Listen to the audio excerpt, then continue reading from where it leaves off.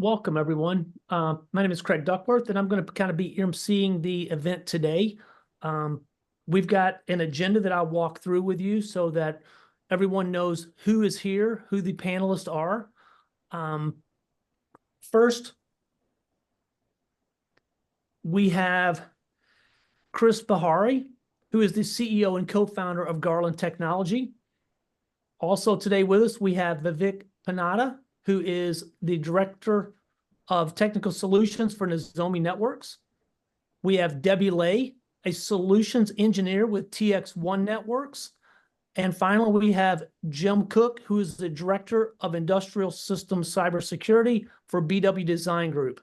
And my name is Craig Duckworth, and I am also a Director of Cybersecurity for Design Group as well. So that's going to be our panelists today. Anything that I missed, lady and gentlemen, that you would like to add? I think you forgot to add extraordinaire after my introduction. But There's other than that, thank one in every single group. Always one. So, all right. So we'll kind of go ahead and get started. Today's topics are going to be roundtable discussion. So we'll kind of send out a topic to the team. They will walk through the questions, kind of do a quick discussion amongst themselves about what they are seeing from their perspective, what makes the most sense, kind of how they're viewing it, and we'll kind of move to the next one. So without further ado, question number one. This one's going to go to Debbie. What challenges are you seeing with IT/OT engagements as TXOne or you are kind of beginning to look at the ecosystem? Sure. From a vendor perspective, I really still see very siloed organizations coming at the OT environment to protect those critical assets. So we get pulled into IT discussions, and we also get pulled in by the OT side. And so as we're selling and we're talking about the challenges within those OT environments, a lot of times we need to cross. They need to pull somebody in from IT. And so really, by coming in as a vendor, we're helping bridge that gap, those silos that are typically out there, especially when we go out and we do a plant walkthrough. We always want to try to pull somebody in from the IT side because many times they've not been through a plant walkthrough before. So I think it's still very siloed. We're trying to get these teams to work together to accomplish the goals of protecting those critical assets in OT environments. No, great points. Yeah, Debbie, one thing you mentioned is the plant walkthroughs, and one thing that we find can be challenging as well is when they're trying to identify areas to secure, assets to secure, it's important to help bring together IT in the conversations, because a lot of times we find the OT side may not really know how the network's set up, how it's configured. They may not have some of that expertise and knowing things like what type of wiring is involved, copper, fiber, speeds, media types, and so we do find that helping, as you mentioned, sometimes bridging that gap can be very helpful when you're going into these engagements. And also want to say, great to be here today. Love to see everybody again. Obviously, we've all done some work together, so really a great panelist here. So looking forward to today. Yeah, hey, thanks, Chris. I'd like to jump in real quick.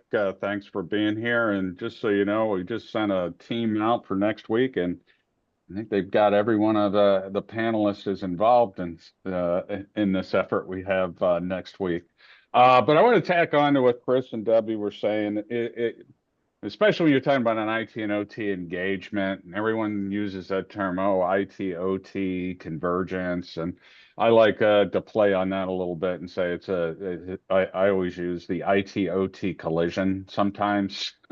So, because of those gaps that Debbie was talking about, because of those misunderstandings that are not, just not knowledgeable about, like Chris was mentioning, well, what types of equipment and how is it connected? And again, another play, I was like, they're similar, right? Because it's still network, it's IP, and that's part of the problem. and it kind of, well, I kind of call it like cats and dogs living together sometimes, you know, you know, they're both animals, but things are done a little bit differently. So sometimes it kind of takes this hybrid approach to get that gap, to be able to understand, well, what am I looking at, and why does cybersecurity matter? And but I'm, you know, I'm cybersecurity, but I've never been on the floor. So how do you know what those different devices are, what those different protocols, what the different connectivity is? That's always a challenge. There's an education in starting any of these things, and it takes time to work through both sides of the fence to bring it together so that you can eventually get something that you know, with the whole portfolio of products that it becomes accurate and actionable to move forward. But we all have to get both sides working together to make that happen. Yeah, I mean, I like the C words here. So we start with challenges, and you talked about convergence and collision.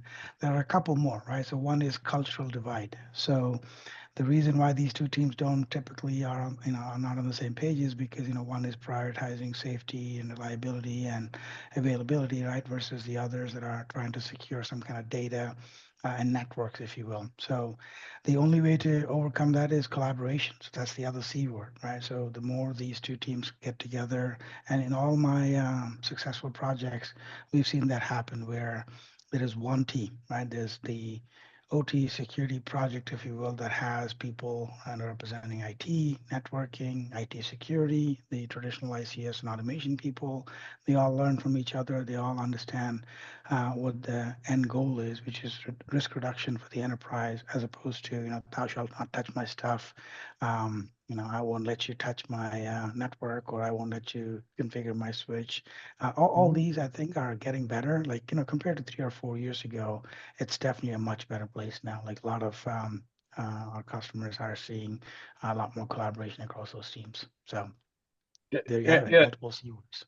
Hey, Vivek, that was great. They just reminded me of a movie reference. Don't touch my stuff. Did you touch my drum set? I don't know if anybody got that in the audience, but it's my favorite. Sorry. Oh, good. No, that's great conversation. And I can see that from each of the sides as each of you play a collective role in a deployment and engagement and a different look on that OT space. They're all similar in nature. So what you guys are saying definitely is resonating. Let's go to the next question. I'm going to send this one, I think, to probably Vivek. So what are the biggest challenges you're seeing organizations face when trying to implement protection against cyber threats?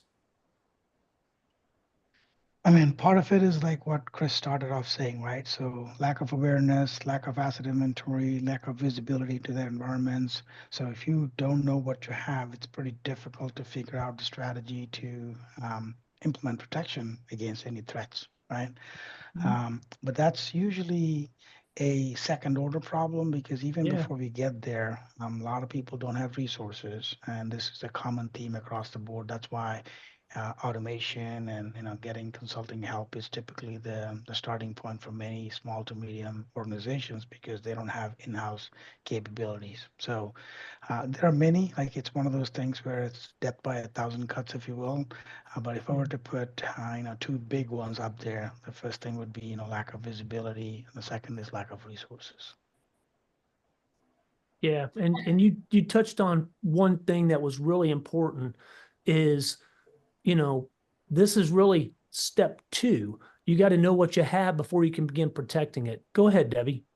No, I was just going to add to that, depending, again, talking which silo we're coming in, and we're talking to customers and engaging with them. If I'm coming in from the OT side and I'm talking to an asset owner or an operator, they're going to be focused in on that visibility. They have to, know where their resources are, what operating systems are running, what vulnerabilities are associated. So that visibility is very critical. But in many cases, they haven't actually gone through an actual breach, hopefully in their environment. We want to make sure, but if somebody's already been through a ransomware type of attack that impacted OT, that asset inventory was very helpful for them to recover from, right? And they knew that. Well, if I'm talking to somebody from an IT perspective, they clearly understand like the impact and what it takes to recover, the data and having backups and all that from a security perspective. But I think both sides need to really focus on is understanding what the total cost to recover. So if you look at an industry, if you are compromised, how many days, whether you know that that's a critical asset and you know that that's the 5 critical assets that I need to get going first to get my manufacturing back up and going, like what is the cost of those 3 days or those 5 days, right? With people, remediation. And then you have to think downstream. And I'll give you an example with Clorox. Last year, it's been a little over a year ago. They were one of the first public companies that had to file a K8 report. And we're going to talk about compliance, but that they had a security incident in their environment. And it impacted them, their ability. They had to ship product manually for 3 weeks, which impacted the shelves. So these stores that couldn't get Clorox products on, they didn't leave that space open while they were going through this manual process of 3 weeks to recover. They filled that space up. And so 6 months, 9 months, even after they recovered their systems and they're back operational, they still have not recovered that shelf space that they lost during those 3 weeks of that recovery. So I think both sides can really work together to really understand not just initial, how do I recover, but it's not just data you're recovering, right? This is your business. How do you, recover from the shelf space that you lost during that time?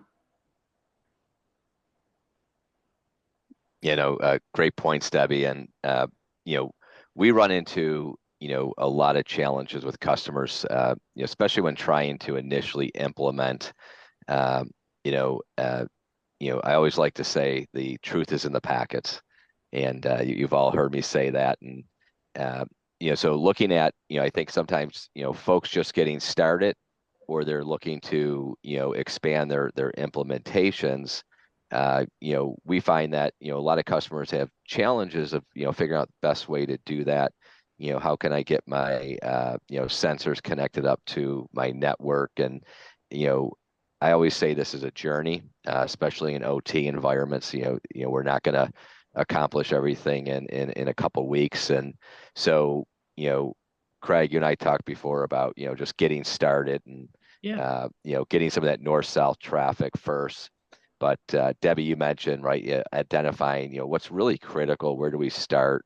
And, so a lot of times we're, helping, our customers and partners to, look at easy, simple ways to at least get connected to your north-south traffic, and then, identify, where your big risks are within your environment, and, what assets are critical to you.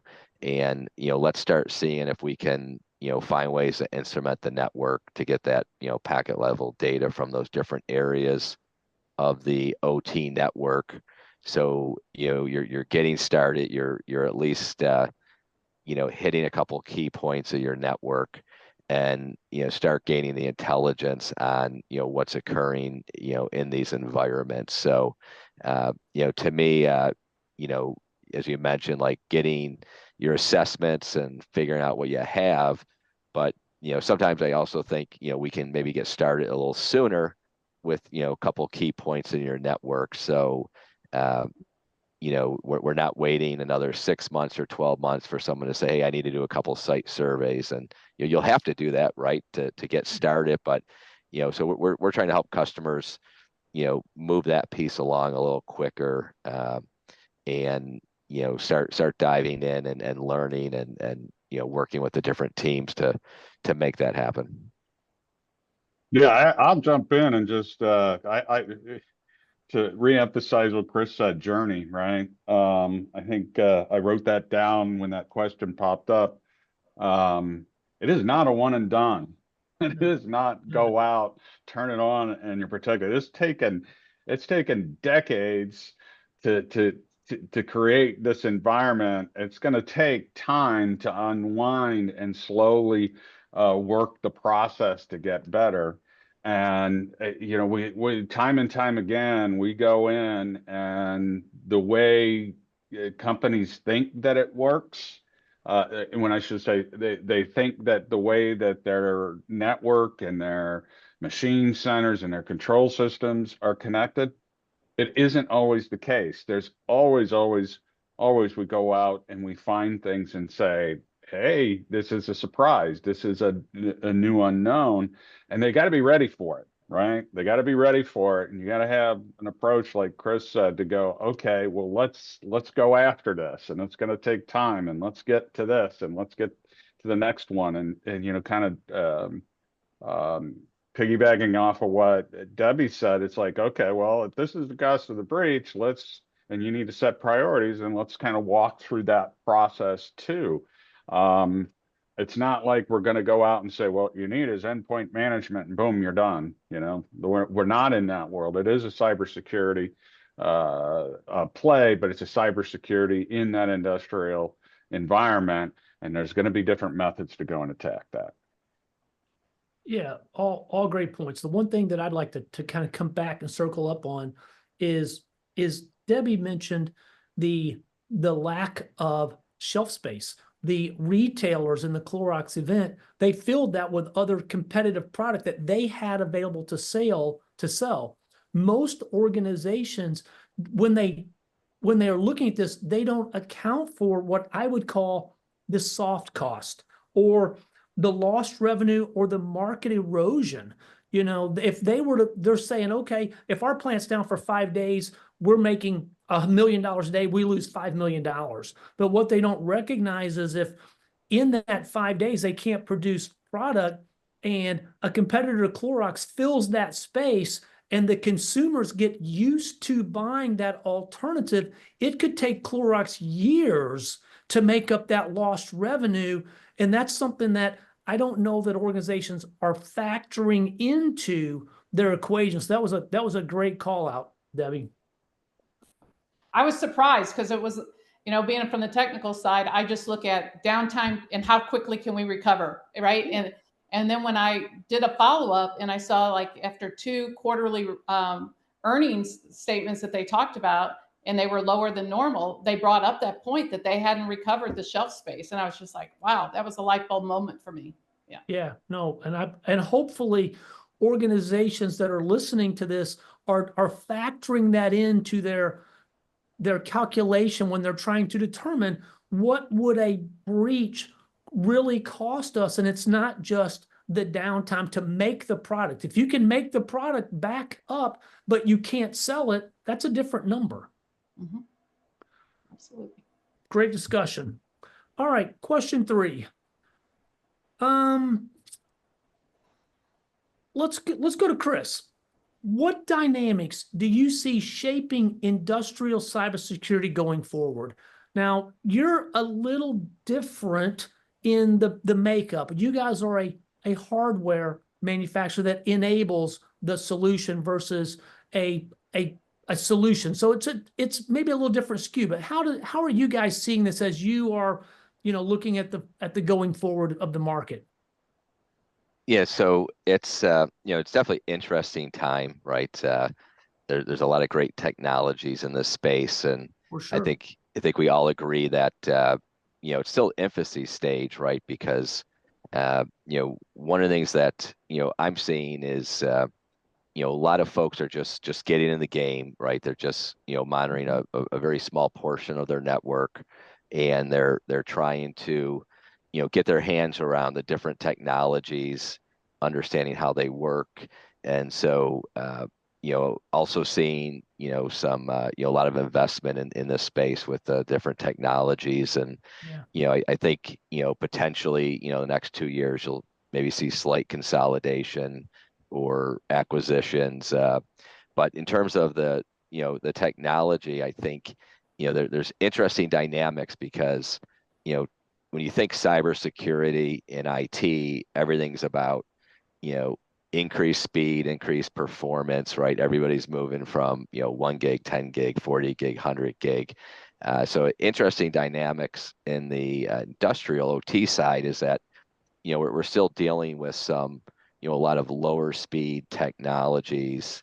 You know, we're dealing with infrastructure that has been around for 5 years, 10 years, 20 years. And so, one of the things that I see interesting is the dynamic of, matching technologies to, the OT environment and the speeds and feeds that you're running into. So, if you have certain technologies that are, just continuing to, expand their offerings, but they don't think about, positioning it properly, in the OT sector. So, we're doing some things with, decryption as an example, where we're starting, we never really got much interest in the OT space to decrypt data before monitoring it, right? And we're starting to see that, but you can't bring in a 40 gig decryptor, right? Just, you may have, 100 megs worth of data. So, these are some things that we're working on, and we do a lot with, is, supporting, things like 100 base FX, 100 meg, 10 meg, 1 gig.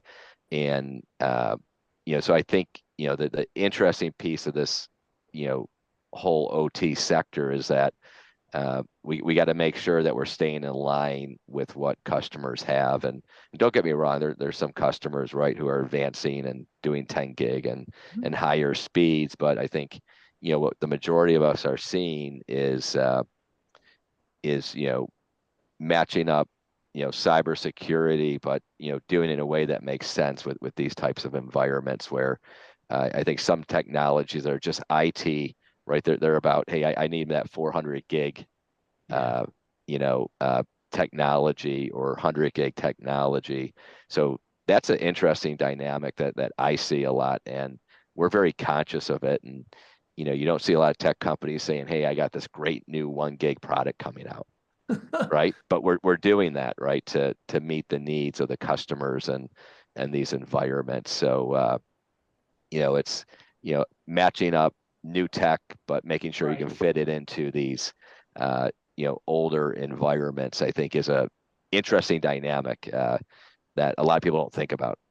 No, yeah, absolutely. I'd like to touch on that, Chris. So, what you talked about, there's legacy out there, right?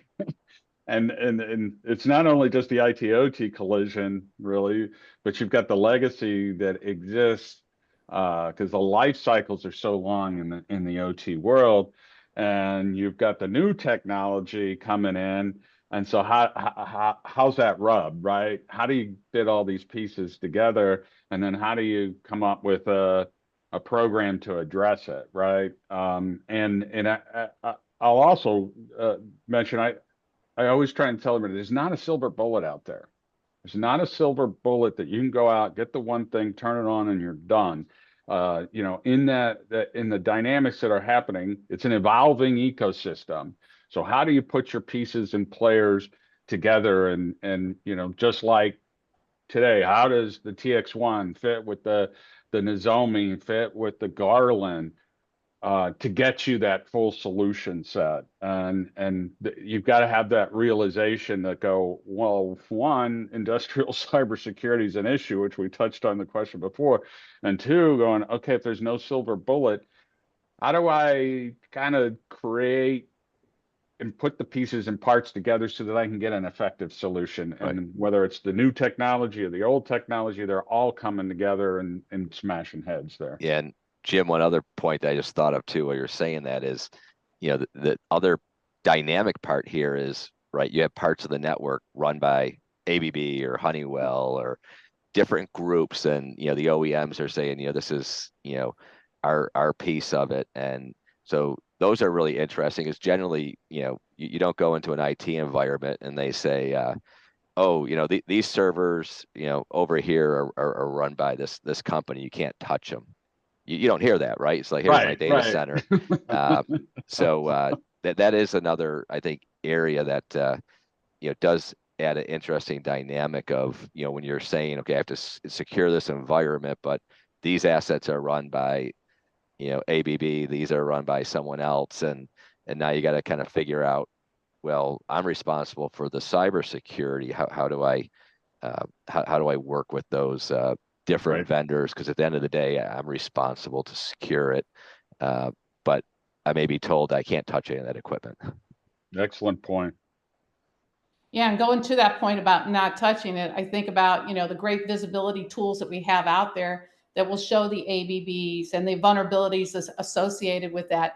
And so we've got some great visibility tools. I think one of the interesting dynamics that I'm struggling with is just now that I have all that information from visibility, will OT environments ever be able to get to a regular patching cycle? We have the visibility, we know, right? But it's OT. So IT, we've gotten really good with patching and understanding which, priorities, which systems we're going to patch first. But in OT, first of all, when are those downtimes? That might only be every 6 months if you're lucky. And oh, by the way, typically patching is the end of the list. And if they run out of time within that window, those systems don't get patched. Sometimes because of legacy, and Jim, you brought this up, there's not a patch available. Right. So that's so an interesting dynamic that as I see all the visibility and the vulnerabilities there, now what am I going to do with it? How am I going to patch? When am I going to be able to patch? Or do I put something in that gives me some mitigating controls like a virtual patching type systems? And also, I just wonder from a dynamics perspective, I do see that OT has a very unique environment, different from IT, in that it's more predictable. This robotic arm, this conveyor belt's been doing the same thing for 10, 15, 20 years. We can predict that, right? So to have a system in place that can learn those behaviors that it's been doing for 5, 10, 15 years, and then be able to detect and prevent the anomalies out there, I think that dynamic is going to be interesting to see how all that plays out in an OT environment. Is somebody going to take advantage of the fact of that predictability in an OT environment? It is interesting. Y'all bring up the technical aspects of some of these industrial dynamics, right? I would like to posit a couple of other things. The biggest thing that I see developing and changing is regulation, right? So in terms of what's shaping industrial cybersecurity, around the world, different governments, different regions have recognized critical infrastructure is currently not protected and it's easy pickings. Once the ransomware actors realize, what can be done, and oftentimes, like in the case of Colonial Pipeline, where the OT environments were not directly impacted, there were still production outages and a forced outage because they couldn't do the billing properly. So I think regulation has become a key driver of assessing cybersecurity risk and mitigating it.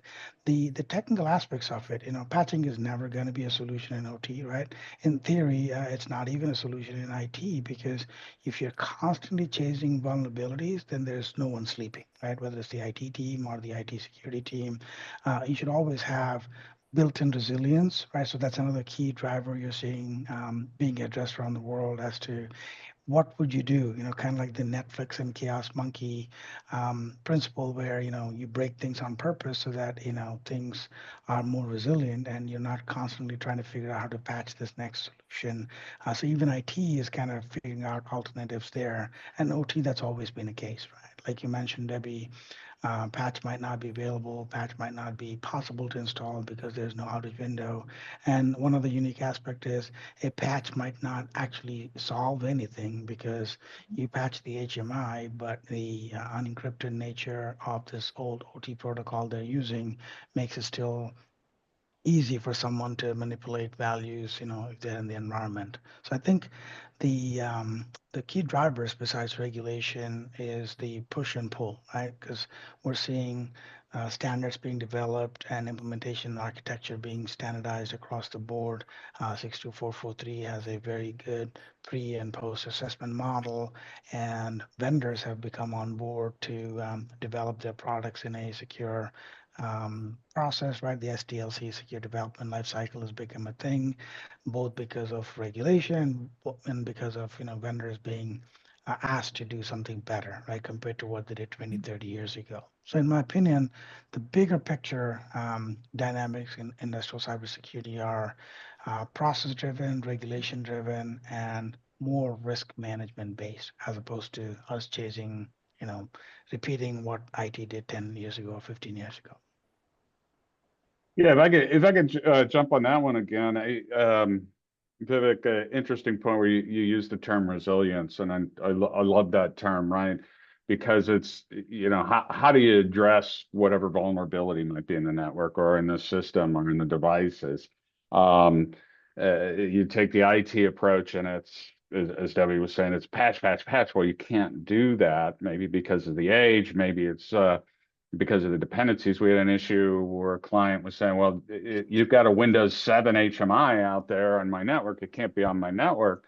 Well, you guys, UOT, need to go back and just upgrade that to Windows 10. Well, that takes all this recontrol effort that has to happen. It's not just, I need to buy a new PC and a new license and, a couple $100, $1,000, I'm ready to go. The recontrol to everything that you mentioned, Vivek, on the back end, there's this cascading effect, and it could be, hundreds, if not more, thousands of dollars to do those things. So how do you create more resilience? How do you, and this gets to, finding those mitigation options and saying, all right, that's not the only way to, protect it. That's not the only way to change it.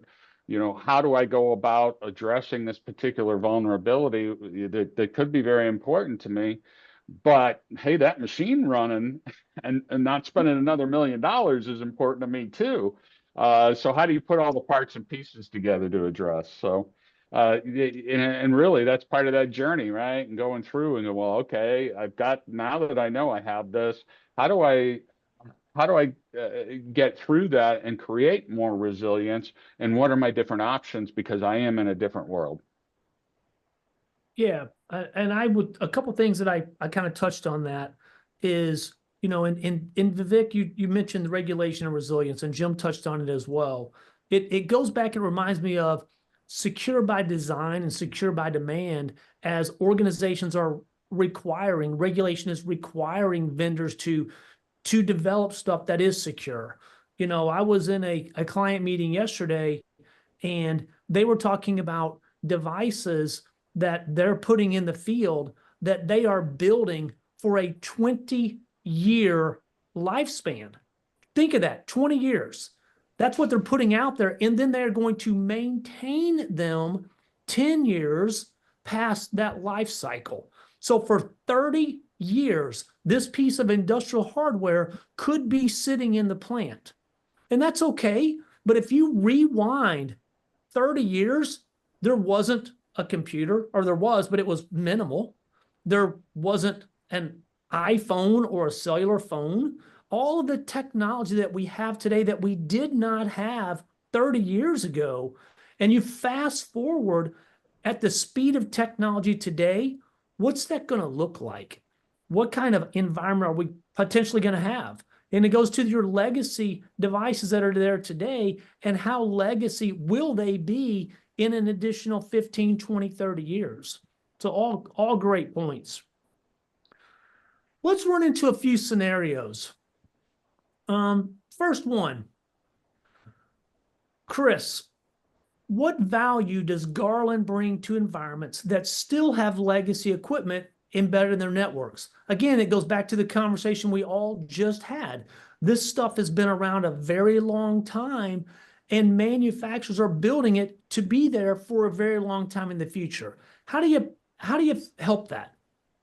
Yeah, so no, it's a great question, and Craig, we that's one of our specialties here at Garland. So we have equipment, network taps, aggregators, different devices that make it easy and simple for you to get packet level data. So even if you're in an environment with unmanaged switches, you have the ability today to start monitoring it and utilizing, in this case, a wiretap. And if you haven't worked with one, essentially allows you to, take two devices. So if you have a switch and a HMI or switch router or whatever the two devices are, you can insert a wiretap in between them, which will from the wire copy all the traffic to your security and monitoring sensors. And it's also space constraints, power constraints. Yeah. You can't, you're not going to walk in and just assume that there's going to be a nice computer room with a 19-inch rack, and they got their UPSs, and it's air conditioned, and so you're also have to have equipment that can be DIN mounted, standard AC or DC 24 volt power, smaller footprint devices, also dealing with a lot of media conversion. So we may go in and connect via copper, but you may have to home run stuff back to main distribution frame via fiber. You may run into old 100 base FX LX, which we see a lot of that, believe it or not, in ships, manufacturing, utilities. And again, they're not going to go change that anytime soon. So for us, we really help look at ways to get into these difficult environments, and some may need higher temp ranges, or so we're always looking at and developing products to meet these challenging environments. And of course, right, a lot of times they want this in cost effective manner. So you may have a manufacturing facility with a bunch of different pods that just have a couple links. Maybe they got a monitor, or some substations may just have 1 to 4 links. So you do need to have very small footprint products that also meet their budgets and cost effective. So those are areas that we're continuing to help customers with. Yeah, no, and one thing that's, I've been in some what I would consider clean manufacturing facilities, but I'm telling you, the majority of them, as you just mentioned, are not air conditioned. You don't have nice, big, pretty racks. You don't have excess power spots. They're tight, they're cramped, they're dirty, they're dusty, they're noisy, and that industrial hardware is important. No, great call outs. All right, Debbie, this one's for you. What strategies have you considered to protect legacy systems like XP? We see a lot of XP on the plant floor, so that's going to be important. I think everyone can resonate with this question. Yeah, and it's a great point, because XP, it's hard to believe that that's still out there, but we've talked about these life cycles, and even what we consider modern day OSs will become legacy OSs in an OT environment. So this challenge is not going to go away. It's always going to be there for OT environments. So one of the primary things when I talk about securing XP is to deploy an OT agent-based solution like Next-Gen AV that's designed for OT, so it doesn't need to have access to a cloud-based environment, right? So we can catch those known attacks, known malware that goes after XP, because they still leverage those. They're still out there. That's easy, low-hanging fruit for them, right? So that if you put an agent on there so that you can catch those, that's going to help that XP, secure that asset. And then also from that same agent to be able to deal with the unknowns, something new that's coming down the pipe that says, hey, I'm going to bank on the fact that this OT environment's going to have some legacy stuff. So I'm going to go after that to get a foothold within the OT environment. But also being able to leverage things like application lockdown for allow listing. Again, leverage the fact that OT, that XP machine's been doing 1 or 3 applications for the last 20 years, right? Leverage that, understand it, allow only that type of communication to happen, those applications to do what it was designed to do, and then detect the anomalies. Let me know when somebody's doing something outside of that. But if you can't put an agent on there, and again, it could be that the resources are just so tight that you don't have anything to put an agent there. Or the vendor says, you can't put an agent on our system. You're going to void our warranties, so you can't put an agent. Doesn't mean you have to leave that XP machine just out there waiting to be compromised. There's other mitigating things that you can do from the network perspective, like micro-segmentation, right? Take those XP systems and put them on their own virtual segment, basically. And by isolating those, you can say, if something does compromise this XP machine, it's not going to travel what we call east-west, right, within the environment itself. So you're doing that micro-segmentation approach. Also leveraging that network solution to provide virtual patching. Look, a lot of people still leverage, if they have XP out there, they probably still leverage SMB to move files around in that OT environment. It's been exploited. We all know that, right? So by that networking component to put a virtual patch there that says anybody that's trying to exploit SMB, I'm not going to allow that to happen, right? So you can prevent that from exploiting that XP machine. You can do continuous monitoring, right? So watch the network, watch the applications, know when something outside the normal is happening, and do regular assessments and auditing on that XP equipment that's out there. And again, just to summarize, like, this is always going to be a challenge. If you're going to deploy an agent, make sure that that agent has the same life cycle and design for OT environment, not a traditional IT-based solution that follows Microsoft's and IT, life cycles of 3 to 5 years. It doesn't exist. So you really need to look at whatever solution. If you're going to deploy an agent in an OT environment, make sure it's an agent that's not going to be obsolete in 5 years when Microsoft says we're ending, support for Windows 10. So those are just some of the things that we take in place and we consider when we're looking at XP and legacy operating systems.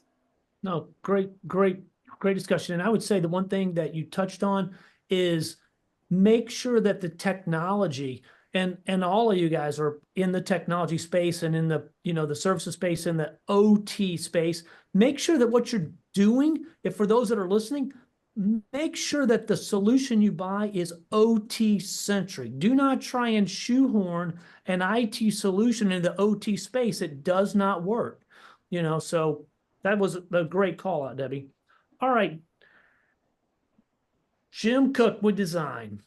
After hearing from the others, what are your thoughts on architectural conversations and how does design group amplify those discussions? Okay, I get to use my "Don't Touch My Drum Set" again reference. Thanks Okay. for that, Chris. Where Chris mentioned, you got to remember where these guys came from. That's how the manufacturers, and I'm assuming when we say manufacturers, we're talking about the OEMs that have created these systems that are out there on the floor. They've approached it by creating these closed systems. They've tried to keep everybody away from their drum set, but then over the course of time, it has evolved and they connected up to networks and your SCADA and your MES, and now you're trying to push the data in and out with predictive maintenance and all the other fun stuff that's out there from the digitization. So they historically didn't consider it, and it moved pretty quickly, and it moved faster than when we touched on the life cycle of the equipment. So, architecturally, I like to, think about, okay, now the OEMs kind of have to get into this and say, all right, well, you got to be part of the game too, but then, maybe you should consider that cybersecurity is part of the way you design these, secure by design on the way out, at least offer it on the way out. Because when you get clients that are asking for it, this is why we see all kinds of different types of switching technologies and layer twos. They're focused on the machine. They're not focused on the cyber safety of those machines. That's always fallen to somebody else. But can they take it and say, let's offer it? And the clients are going to have to want it too, and bring those things together. And if you can say, hey, architecturally, ask your client, what is their strategy? Where are they going? And offer the capability to build it in. Because, I use this analogy a lot. In fact, yesterday, I said, okay, we just think about when we went from cars with no seat belts to cars with seat belts. It took time, but we started building cars with seat belts and started there. And eventually we got all cars with seat belts, right? And, similar type of concept where you take it and go, okay, this has taken us decades to get here.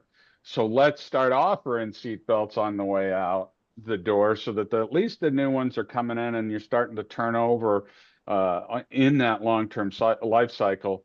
Architecturally have that capability to, whether you're using the TXOnes or the Nozomis or the Garlands, how do you build that in on the way out the door so that you can provide that type of cybersecurity capability on these control systems and machine centers on the way out.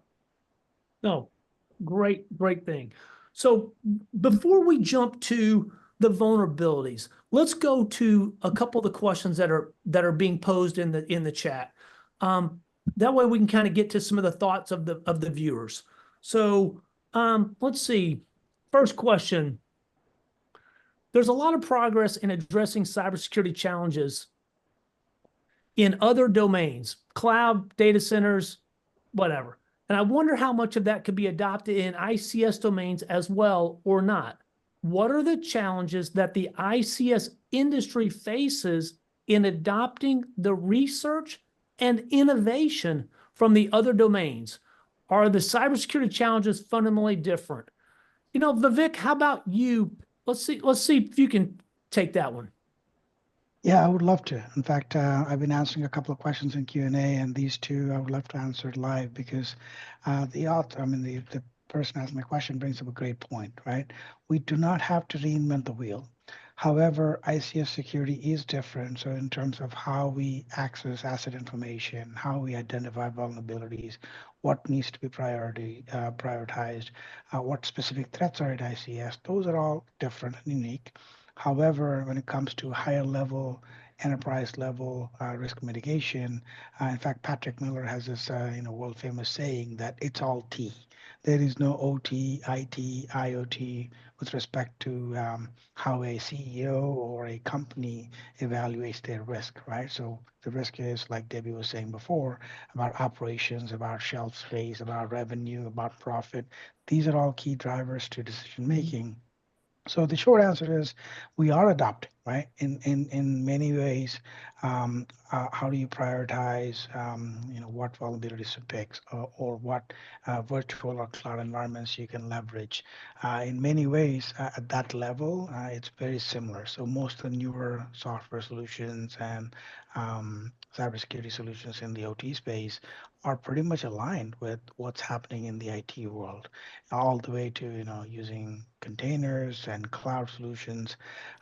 In some ways, we're actually more advanced, believe it or not, especially with 3D modeling, especially with AI. That's another question down the lane here, where because again, like some of the previous conversations were about how we are predictable, repeatable, consistent in operations, we've been using AI in OT for much longer than some of the IT solutions because it's a lot easier to model things and find anomalies based on expected behavior versus what we're seeing out in the wild. So it's not always the case that we have to learn from others. We actually have something to teach as well. So great question. Yeah, I just like to jump in on that because I simplify it to machines talking to machines are a bit more predictable than humans talking to humans, right? And I think that's what Vivek and Debbie I know mentioned that earlier. Learn whatever that baseline. What is the expected type of communication? And it brings another value to the ICS cybersecurity space. And it opens up opportunities for the different remediations. I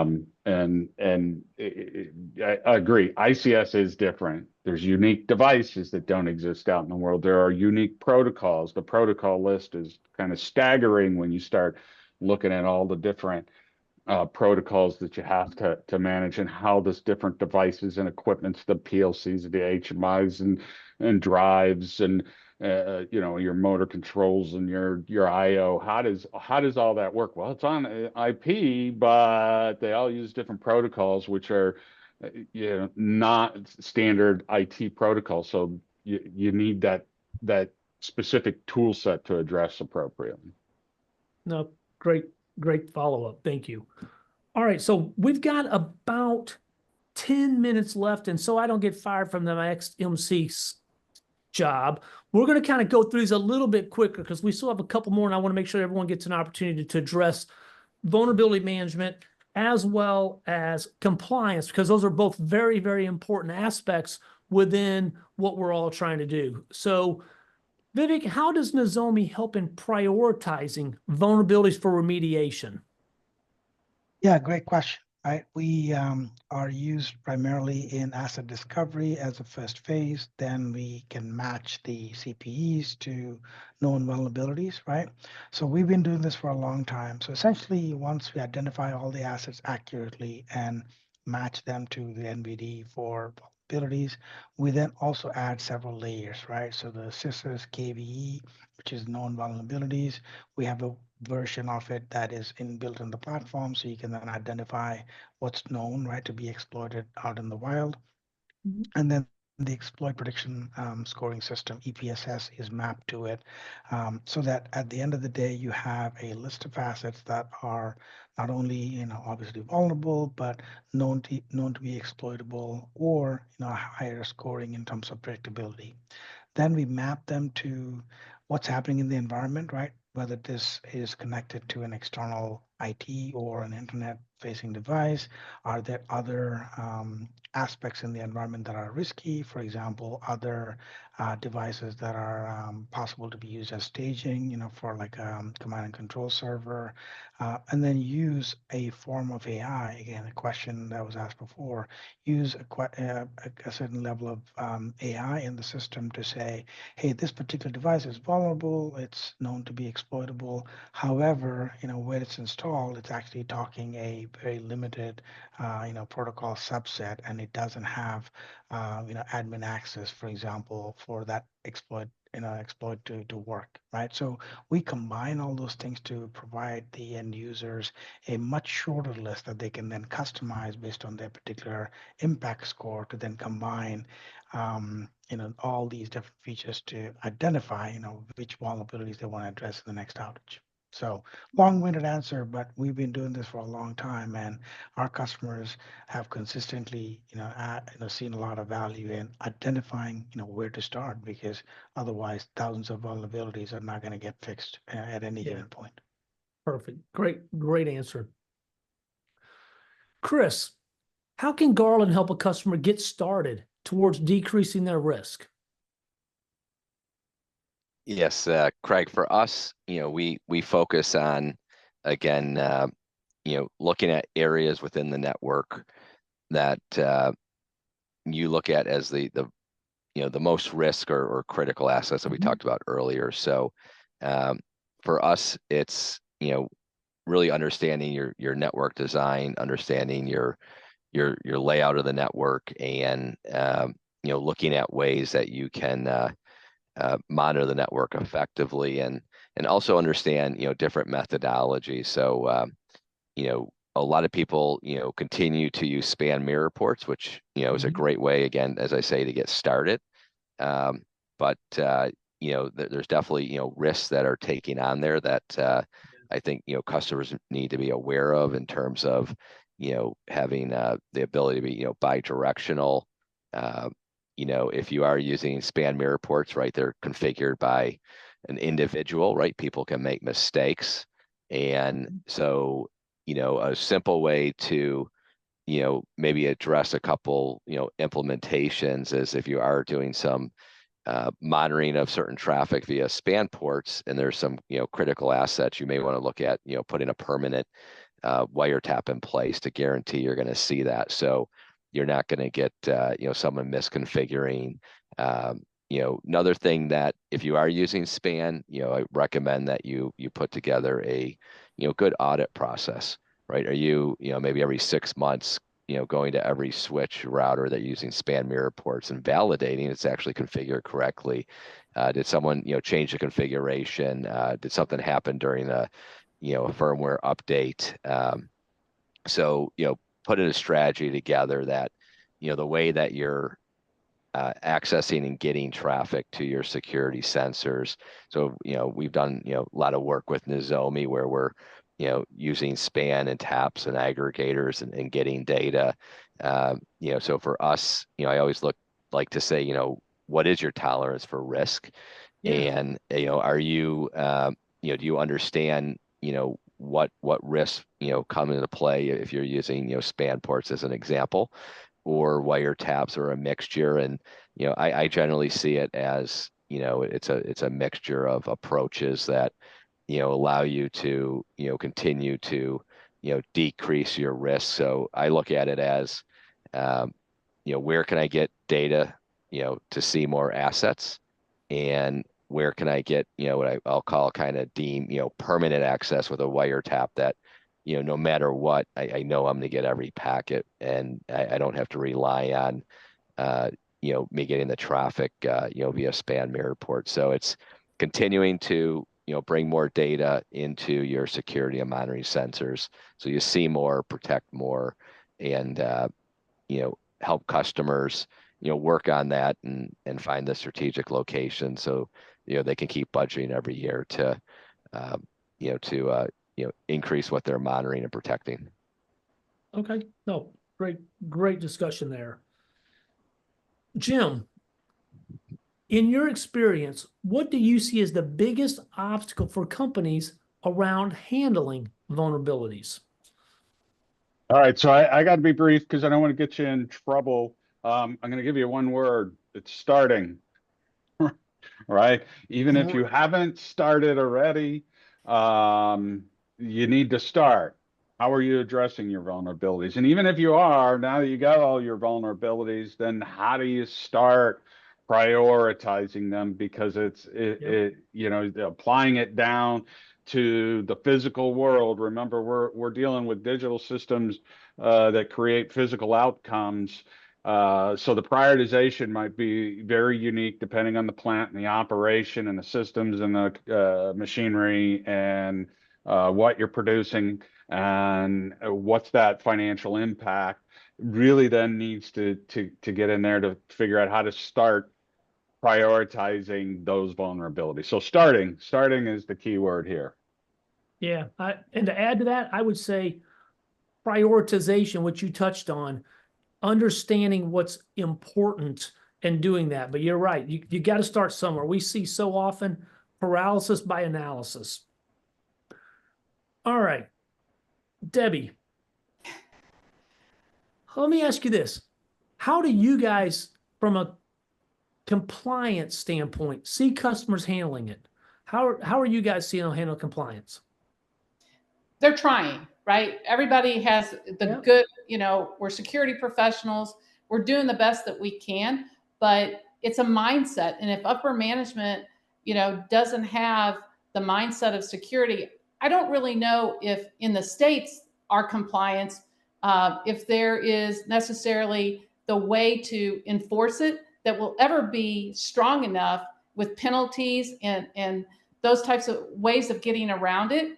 To ensure security without upper buy-in is basically what I'm seeing, is that, yes, everybody has a framework that they're working from, whether or not they're mandated by, the government because they're not oil and gas or they're not energy with NERC SIP, right? We're putting these frameworks, we're trying to design and protect our OT assets. But again, in the States particularly, there's not enough teeth from a penalty and from an oversight perspective to make sure that those mandates are actually being implemented in those critical areas. Yeah. So it's challenging. It definitely is. So the next two, we're going to consider them lightning round. So they're going to go to Vivek at Nozomi. Address the different parts of the NIST CSF.